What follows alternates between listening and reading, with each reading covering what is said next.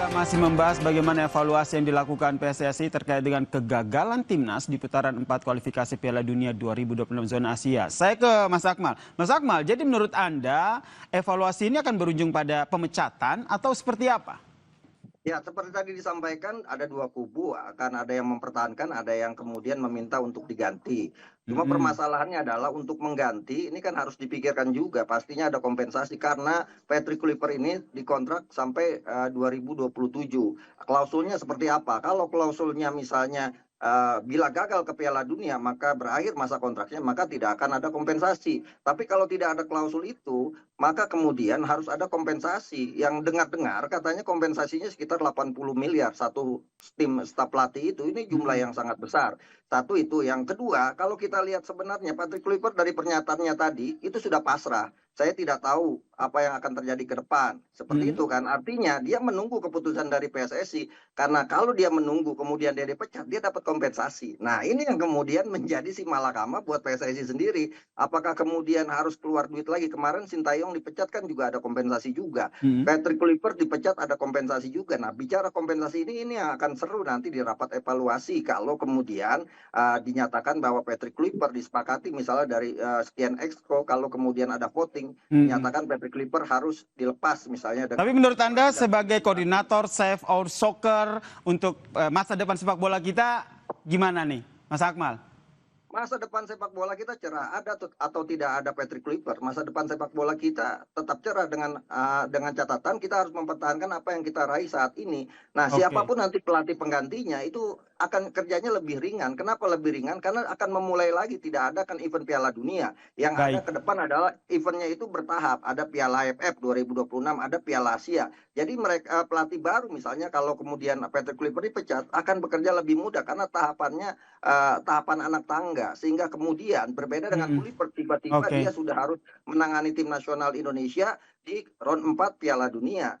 Nah, ini yang kemudian menjadi catatan. Jadi menurut saya Patrick Kluivert out atau Patrick Kluivert stay ini akan sangat ditentukan di rapat exco, utamanya tadi masalah kompensasi. Kemudian tahan sampai di situ ya, soal kompensasi ini juga saya ingin tanyakan ke Bung Andre. Menurut Anda yang tadi katanya banyak informasi dari orang dalam, ini kompensasi yang tadi katanya sampai 80 M ini bakal jadi pertimbangan yang sangat urgensi sehingga membuat Patrick Kluivert ini tetap ditahan atau bagaimana?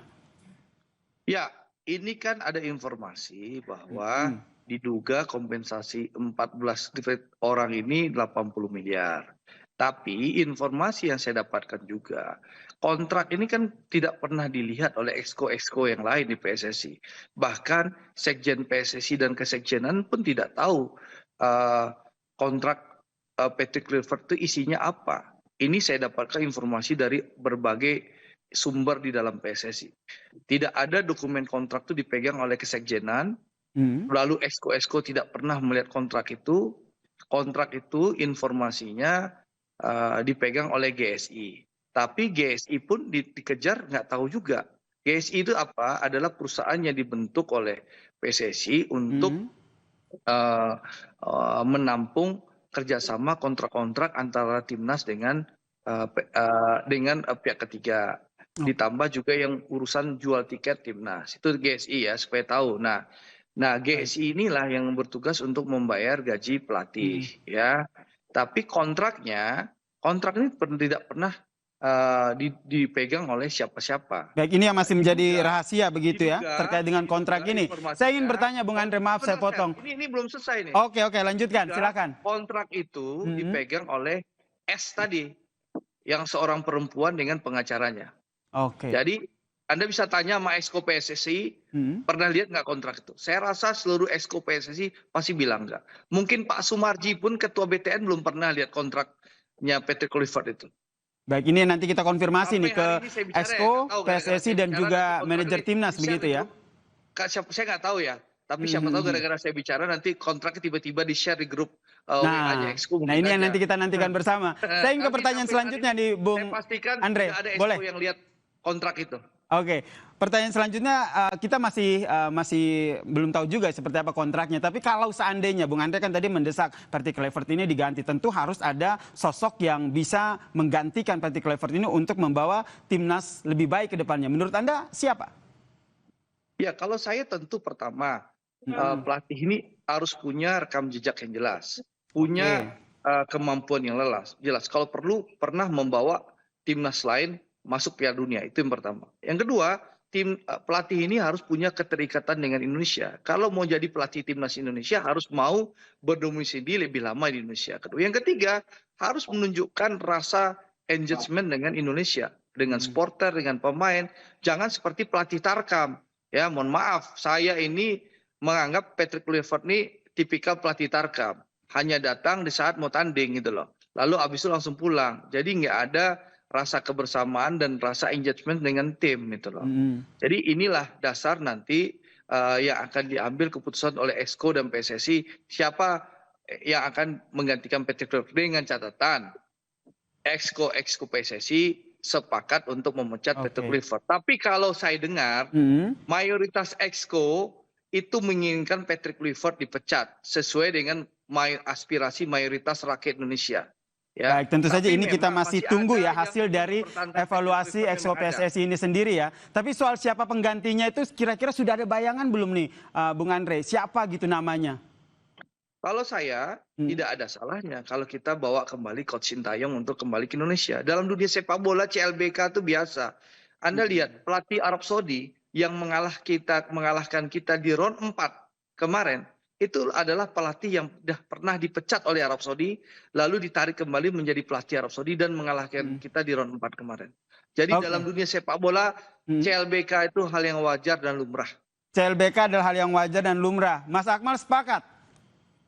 Ya jadi gini, untuk saya kasih solusi untuk PSSI kalau kemudian Patrick Kluivert harus diganti karena Vox Populi Vox Dei. Suara rakyat adalah suara Tuhan. Dorongan rakyat untuk pecat Patrick Kluivert ini kan sangat besar. Jadi solusinya seperti yang pernah dilakukan oleh Adana Danspor klub Turki, di mana ketika dia melepas kontraknya Patrick Kluivert, Patrick Kluivert tidak dipecat karena harus ada kompensasi besar. Ketika itu 150.000 euro per bulan yang harus dibayar atau sekitar 2,3 miliar.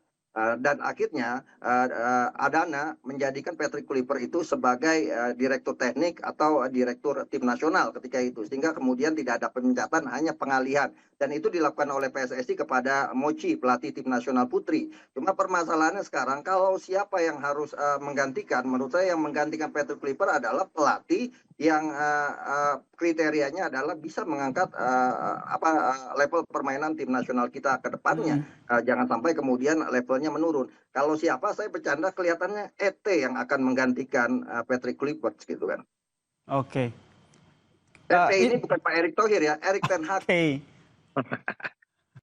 Oke, jadi menurut Anda ini, jadi Anda tidak sepaham begitu dengan Bung Andre Rosiade ya, CLBK begitu?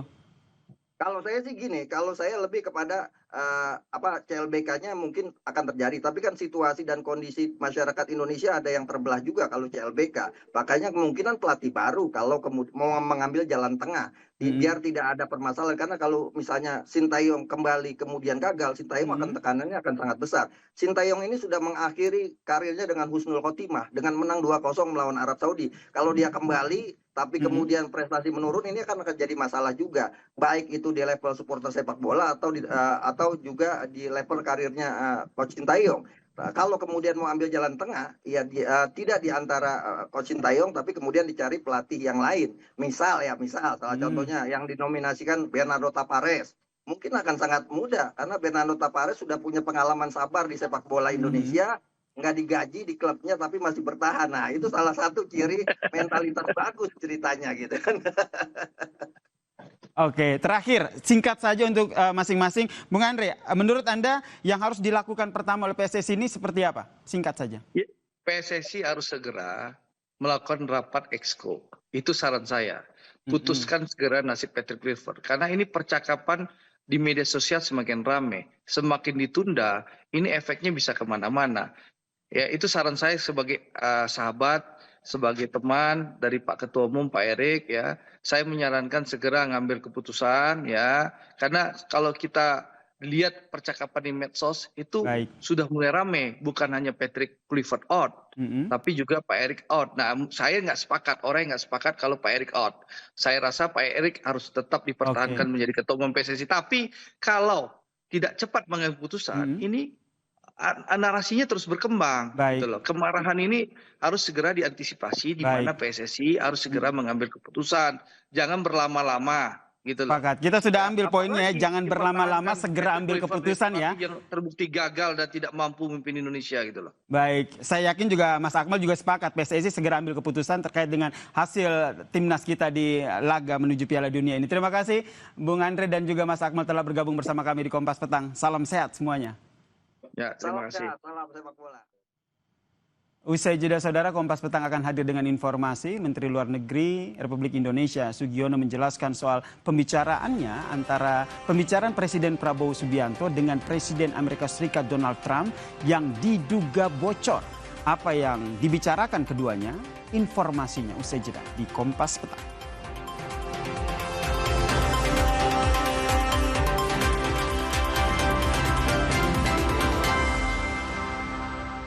Buat sugar dulu. Wah,